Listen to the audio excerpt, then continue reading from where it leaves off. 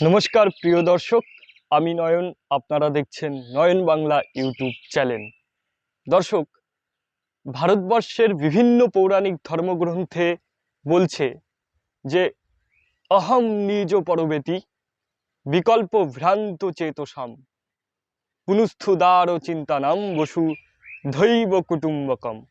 অর্থাৎ অহম অহম মানে আমি, নিজ, পরবেতি মানে নিজের মধ্যে যে অহংকার রয়েছে সেটা দূর করে পরচর্চা পরনিন্দা করা বন্ধ করে নিজের কাজের দিকে মন দিতে হবে। এটাই ইন্ডিয়ান ফিলোসফি বা ভারতীয় দর্শন বলে থাকে।